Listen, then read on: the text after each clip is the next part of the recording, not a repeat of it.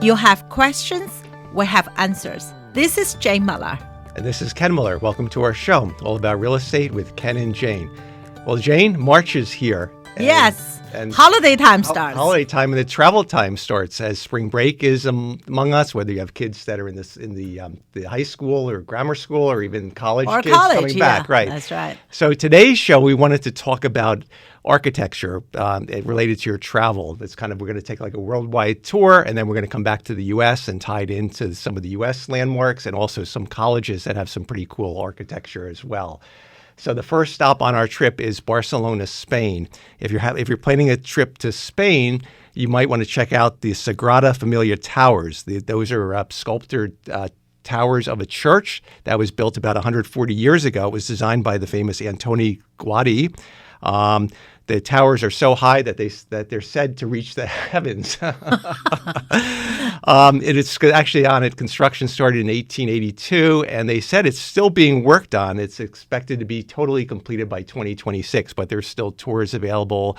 It's supposed to be really breathtaking. There's a lot of natural light. The whole design was to maximize the natural light inside, which we spoke about in real estate, how important it is, for natural light, whether it be in an office setting, a home setting, and certainly a church setting. Everybody wants a natural light. So this is supposed to be quite a spectacle. That's a good time, Ken. 2026, just about after Maria going to college next year, 2025. Yeah. You and I would be empty nesters, so we can we can have some place to visit, right? Absolutely. Good timing. And if you got to go in March, I'm sure the weather there is good. I've been there before, but pretty good. And you just have to maybe brush up on your Spanish a little bit. But there's a Google Translate. There's a Google Translate. Yeah, by then it'll be very easy. You can probably just put in the English and it'll translate for you in Spanish. Last time we went there, the tour guide took us to the square somewhere shopping, and we got lost, my mom and I. That was a long time ago. And we have to find our own way to back to the hotel. Obviously, none of us speak Spanish, so I tried to get help from the police. Anyone, try to explain. And then my mom somehow got through to the message with them, right? And she found us back to the hotel. I said to her, Mom, you don't speak Spanish. How can you communicate? And my mom said, she doesn't speak English either. Yeah, that's right. And she said, now you understand how I feel when I'm in the English-speaking country. Yeah. She just basically very good at reading people and try to use a hand, the way of body language. But anyway, she got us safe and sound back to the hotel. Well, that's what's nice about going to a foreign country when they have beautiful architecture, because you don't have to know the language to appreciate the architectural beauty. So that's on point. You can just go there and use your eyes as long as you have visual. You can appreciate all the beauty. Totally agree. Yeah, totally agree. So that's if you're going to go to Spain, that's something to check out. Now we're going to go to Italy, which my favorite spot. You've been to too. I've been to there too. And in particular, Rome. Rome has quite a few attractions. Right. It has a historic Roman Empire. So the first stop in Rome for the architecture is the Colosseum. That's the elliptical. It's the largest amphitheater that's currently in existence. When it was in use, it supposedly held between 50 to 80,000 spectators. Wow. Yeah. They used to use the amphitheater for a lot of different things. Entertainment. Combat fighting, which they use gladiator combats, prisoner executions. That's terrible. You know what? I mean, and also some theatrical things. They used to do reenactment of battles and things. So that was just it's part of the history. History, yes. So we're talking about it from the architectural thing, not to say what's good or bad about comment on the usage, but it is something that's really it was built in like 72 AD, and it stands. It's about 6 acres and has a height of about 16 feet. And we went. I mean, I didn't really personally. I didn't really enjoy that much because I know some of the histories. It really bothers me. And my best memory for Rome was that fountain. You threw the coin in there, you make a wish. I have to say it worked for me because all my wishes become reality. I'm very grateful for that. Right. Yeah, that's the best memory of Rome. Yeah. It's Anyway, the so the fountain, last thing on the Colosseum, fountain. it was built of limestone tuff, which is a volcanic rock, and brick. So it's Yes. pretty amazing that for that long Yeah, ago, for the structure, absolutely. they really built things Yeah. to last. Then. Yes, absolutely. And then speaking of something that's to last, there's also the Roman Forum you want to check out. That is basically a rectangular forum that's surrounded by the ruins of several ancient structures that at that point in time comprised the courthouses, the temples, and the monuments of the great Roman Empire. So it's really the remains, what's ever left Yeah. of it. There's a lot of historical things. That was the area in the Roman Empire where everybody convened for political events, entertainment, or anything. The Senate convened there. In fact, Julius Caesar is buried there on one of the quadrants, and there was a monument that was constructed above his burial site. So a lot of rich history there too. Hey, for the kids, you're doing European history. Listen to this part, or save you time to read a few chapters. Right, and you can know that's the famous Ides of March. March 15th was the date that was assassination when he was at a Senate session there when his detractors and assailants stabbed him for that was his. So that was that. And then another really cool thing in Rome is the Pantheon, which is a former Roman Empire temple that was converted to the Catholic Church around 609 A.D. So that has a quite beautiful architecture, has a lot of columns in the front, and then it has the largest concrete dome that's unsupported by anything. That's what it's known for. But it has the beautiful columns, which are granite and marble, and there's like 8 of them that is in the front. So it's quite a structure to worth checking out. Yep. Did you, when you were in Italy, did you recall? I think we did. But I mean, Ken, we had a European tour with my mom, right? That was give myself a reward after I complete my master's degree in finance. So that was a hard course. So I said, promised myself the only way I can go through is give myself a award so I can try hardest. And I remembered most European tour is like church after church after church after church after church. The square after square. It's like it's after you seeing so many in the one trip that's next time I think should go not a long time. My mom and I were there for a month. So next time we should do a short, like one country, 2 maximum, just so you can do deeper. After this, see so many of them, so you get confused. Yeah. So anyway, they said the Pantheon is the best preserved ancient monument in Rome, and actually the pillars, the columns, were imported from Egypt, the granite and the marble columns, because at that time Egypt was part of the Roman Empire, so they had that resource to get them from there, not like today. So those are 3 good things to do in Italy. Let's turn now to France, and of course the famous Eiffel Tower, which I'm sure you've been to or I've seen been there from. too. Yeah. Yes. So that's pretty cool. That's named after Gustave Eiffel, who designed it. It was built in. It took about 22 months. It was started in 1887. Was finished in 1889. It's built of iron lattice. At the tip, it's like an 81-story building, a little bit over 1,000 feet high, and 1,083 feet to be exact. It's an enduring symbol of Paris, so it's the landmark. It's the tallest structure in Paris, so it's something that's worth seeing. They have tours you can go in, about 7 million visitors a year, so it's cool to see the structure. Yeah, they had an elevator, so I remembered. You have to wait for a long time to get your elevator. So right. Well, there's also a lot of people might enjoy. They have the champagne bar. There's a couple of restaurants. There's a souvenir shop. Yeah. So there's a lot of things to do there, and of course the observation deck, which gives you the panoramic views of Paris. We did that. And also, this is a fun fact that I learned from my research that the Eiffel, due to the strong winds, the tower sways about 2 to 3 inches. Wow. So. Lucky the day we went there was no wind. Otherwise, you might have gotten a little bit nauseous, right? Yeah, that's right. Thank God. It was a beautiful dizzy, day. Right? Yes. You didn't want to be up on the observation deck when there's a heavy wind. Otherwise, you might have had a heart attack. That's right. Let me check my travel insurance first. Yeah, for sure. Absolutely. That's right. And your heart health, right? Yeah, that's right. So also now let's switch to Japan. the Japan, there's a city, Kyoto, Japan, which is well known for its a lot of the religious structures. It has a lot of temples and shrines, and in fact, about 1,600 Buddhist temples, 400 shrines. So there's a lot of cool architecture to check out there if you go to Japan. There's also the Tokyo Tower in Tokyo, of course, which is it was actually designed. The design of the Tokyo Tower was they copied the design of the Eiffel Tower.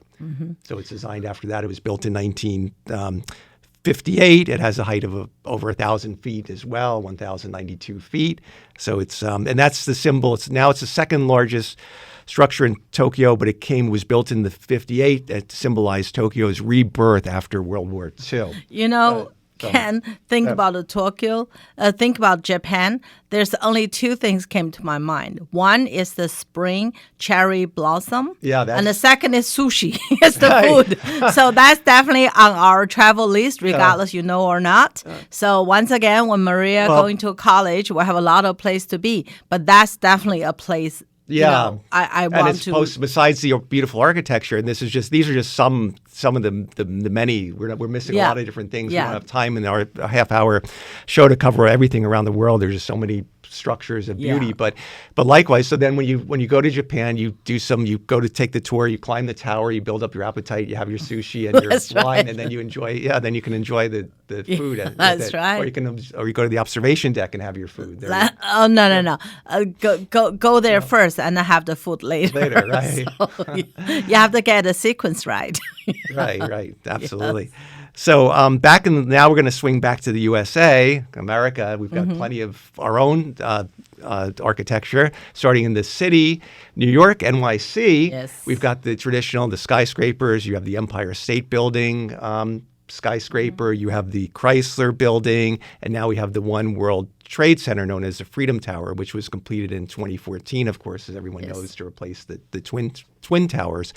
So that's quite a marvel. And the height of the One World Trade Center, the actual height is 1,776 feet tall. And that the reason they set on that height is symbolically to symbolize the year the Constitution, the Declaration of Independence was signed in year 1776. So we should visit that. So that's just a very a day symbolic trip. meeting. I think a lot of European and people from other countries visit New York, and a lot of people living in the country forget that right in our backyard we have so many iconic structures right in the city, and there's also there's Manhattan's just got a whole bunch of skyscrapers and really cool architecture. So it's definitely worth it. So now we're going to go to Chicago. They have their structures as well. They have now the Sears Tower, which is now called the Willis Tower. So why don't we just take a short break first, and we'll be right back after these messages. Okay, welcome back. Let's continue our discussion on the architectural structures, and we covered the world, some of the sites to see. Now we're back in the USA. Starting with Chicago, as I was saying before the break, there is the famous Willis Tower, which was renamed. It used to be referred to as a Sears Tower, which was built in 1973. And they changed the name in the mid-2000s because the London-based insurance company Willis occupied like 140,000 square feet. And as part of their lease agreement, they wanted the name changed because of their representation. But there's about 4.5 million square feet within this building. So it's quite an impressive structure. It's a 110-story building, and it has about 1,729 feet to the tip of it. And then also another cool skyscraper in Chicago is the John Hancock Center. It's a 100-story building. And speaking about architectural beauty, this is really neat because it has a lot of open space in the inside because the exterior was built with what's called X-bracing, which is external X brackets, so you didn't need the internal column support. So it opened up, so you have a lot more open floor space in the interior. That was a thing. It was an effort of a famous architect and an engineer who together, were very. It was a world-renowned structure. That's innovation. It was innovation for its time. Yeah, so that's something that is really cool. If Yeah. you ever go to Chicago, check out those two Yeah, things. Yeah. absolutely. Now we're going to head on a little bit south. Yeah, I'm going to go to New Orleans for some good Cajun Yeah, cooking, and that's there's right. the of course there's the famous French Quarter, which has a distinctive Creole architecture, and the Creole architecture is a molding of the French, Spanish, and the Caribbean put together. What's famous for this type of architecture, you probably don't know, may not know the word Creole, but it's a blend. The French Quarter architecture is has the iron. The front has the iron columns, the colorful townhouses. A balcony on the second floor Yep, with the yep, iron rod yep, yes, railings. yes. Oh, and the different colored, multicolored townhouses, and so it was a combination. And what's really interesting about this from the French Quarter, that it's been a continuous residential development in that part of Louisiana since 1718. So before Wow. we became an independent country and formed our independence. So it goes back. So there's a lot of history there to the architecture. So it's well worth checking it out. Yep, absolutely. Well, not only are there cities that have beautiful architecture and ancient sites, and there's just architecture is just rich everywhere you turn. And another area where architecture is very prevalent is in the universities, in our country and certainly around the world. So we don't have time to cover all the universities, but I picked a few that we want to discuss. Number one is Princeton. That's right. Backyard. Yeah, so you can. That's known. Princeton is known a lot for its Gothic architecture, and Gothic architecture focuses on a lot on the high arches, long pointed arches, the stained glass windows. What is something called flying buttresses, which are like external arches that are used to direct the forces for the support. And then you can see that when you go to Princeton, you should go to Nassau Hall, the chapel, the Blair Arch. It's very prevalent. We've been through there, and it's just really just one after the other. But it really is a landmark of the town. I think evolves around. I think around Princeton, landmark in New Jersey too. Yeah, Yes. yeah. So it's so appreciative, and then there's a very nice Nassau Boulevard, which has a lot of nice restaurants, shops, the shopping, places to grab lunch. There's if you want to. The brewery, or everything is authentic, and it's preserved. The architecture, I think, is preserved. So any storefront that opens in that area of Princeton has to conform to the. Yeah, I have to do a little advertising here. Our best friend Monica gonna open a Paris Baguette there soon. Right, that's true. In Princeton area, yeah. If you like a nice pastry, Paris Baguette. Coming soon. See, I can't get you. I always get you. We're talking about architecture, and you always turn it to the food. There's always a food twist. That interests me because you have an engineer degree. For me, food is everything. Yeah. But regardless of the technical, just appreciate some of these architectural, how they were designed, and you're like we covered the dome in Italy, the largest, what they could build, what they could achieve back even in the 1800s, and some of these structures going back to ancient times. You're talking a few thousand years ago, like the Roman Empire, and it's just so impressive. And what they did without computers and calculators, they had to rely on the slide rule. I mean, you see it in so many things, in bridges, which we're not really covering in this show, but things that were built, like the Verrazzano's Bridge and all how they could build those structures in the 60s before the advent of all the modern technology. Yes. So it's something, here's another one in New Jersey while we're on that, is in Rutgers. Rutgers houses both a mix of architectural styles from the old and the new. There's a building, it's the Queens Building. Rutgers, when it originally opened, it was founded as in the colonial period of 1766 as the Queens College, and then it changed its name. But there's the Queens Building, which was built in the 1825. It's still standing, and in 1976, it was added to the National Register of Historic Places as a National Historic Landmark. Wow. So that's pretty cool. Then you have the modern structure. So that's right in New Brunswick, New Jersey. So it's in everyone's backyard. Yeah. So it's well worth checking it out. You don't have to go that far. You got Princeton and New Brunswick. So that's right. It's definitely a day's trip. That's definitely don't need a spring break or summer vacation. Yeah. This one you can do any nice day in March. Now weather is getting better. So and any weekend. It's a Right. good place to. Right. I know we've checked out Yeah. Princeton. We've been through New Brunswick, and there's Yeah. definitely a lot of landmarks. And also New Brunswick has a lot of old churches too. There's churches going back to the late 1800s, Yes. right on George Street. There's one in particular. So Yeah. you can really see and then of course you'll see the new modernized part of the city, the downtown as well. Absolutely. So it's good. What's next on the Next one on list? the list is we want to go up to Yale. It's New Haven, which is in New Haven, Connecticut. Yale has a mix of modern and Gothic architecture, is very similar to Princeton. There's a very famous library in Yale. It's called the Sterling Memorial Library. There's an interesting story behind this. It was named after the donor. The donor was a gentleman named John Sterling. He graduated from Yale in around 1864, I think, and he went on to become a lawyer. He got his law degree at Columbia. He was a very successful lawyer.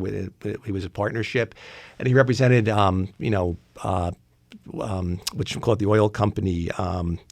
He represented a large oil company. Anyway, he had a lot of money when he died, which is the important thing. He had about $15 million at the time of his death in 1914. And I'm sorry, 1918. Anyway, he bequested that part of his estate to Yale, and his only request was that you build something that's artistic and a landmark. So what they did is they got a architect involved, and they built this Sterling Library, which has hundreds of panes of stained glass, extensive sculptures and paintings. It was designed by the famous architect James Gamble Rogers, who also designed a lot of the other structures at Yale. So you've been to that campus. We've been to that campus, Yeah. and you can see around that. Even besides of that library, which is really breathtaking, just the dorms and the way the architectural combined with the scenery and the open greens Yes. with the dorms It's are arranged. beautiful. It's just a beautiful. Beautiful university. Yeah, it's a really good place to check out. But talking about the how beautiful the university and the ice cream store is extremely good. There's a very nice pizza store nearby. You have to wait in line to get a seat. So here you go. Right, that's right. The pizza Yeah, we'll stores, have to there's wait. a famous. They're Yeah. famous for their pizza. They're and their homemade We had to ice, wait. Yeah, ice cream. Right. that's right. Yes. Yeah. What else on the list? Well, we Ken? got also something in Stanford, which I know you've We've been been to to many too. times. That's a combination of Mediterranean revival and the Romanesque architecture. So that's, again, a little bit different. It's a little bit more open. They have a little bit more land than some of the other universities. Yes. Yes. So that's very good. Yeah. And then there's a lot of a lot of colleges have their unique architecture. So it's really. Yeah, I mean, recently, we last year we went to see the Northwest as well as Notre Dame, right? Right. They're so beautiful. The both campus. I mean, I think Northwest has more modern building plus the beautiful lake view right there, and I think Notre Dame is really beautiful structures there. So that was really very, very. It's different from the other universities, I feel. Right, absolutely, yeah. Yeah, and it means, and also the background means a lot. Your backdrop is That's important. right, For Northwestern, yes. you have the lake, so you have that, the effect. So everything the view is magnified because of the scenery around it. The wind is windier, so Very it's windy which is that not day. which is a good thing. Yeah. So it's all things. So when you're, as part of the break time, when you're thinking of a place to vacation, you want to take into consideration, but obviously the schools that your child is looking at. But it's fun. Yeah. It's fun. I know a lot of families and clients we have that they visit. They might visit some place like Notre Dame or Yale, even if their child is not interested in applying there, just to appreciate the architecture. In fact, I think when we went to Princeton a few times, every time I go to Princeton, I just love going there and just walking through the campus, it's so it's just so breathtaking. It's like almost every time you go to Manhattan, it's the same thing. That feeling you get when you enter you come around the bend to enter the Lincoln Tunnel. It's just so breathtaking when you see all the lights at night, and you get that exciting. I get that excitable feeling that it's just the energy you feel. So that's all the skyscrapers and the lighting they have, and the Freedom Tower being lit up, and it's just it's an awesome feeling. Once again, I mean, a lot of family may start, including us, will start to do the school tours when your kids in high school. And in a couple of weeks, spring break, we're going to go to a few more places to check out the college. So I think that it's very important for your children to actually experience that college, to see whether they can see themselves living there for study and living there for next 4 years. Yes, highly recommended that's very to important. Do the physical. Don't just rely on the internet pictures, but go there if you have time. Walk the campus, and even if the child has the opportunity to stay over and really experience it, that's recommended by the counselors as well. Yeah. At the end of the day, regardless, as you said, Ken, regardless your kids will apply or not apply.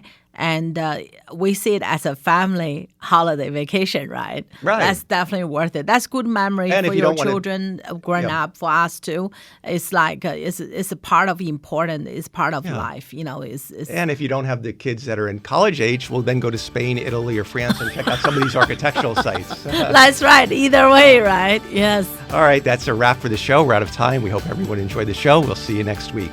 Bye. Thank you.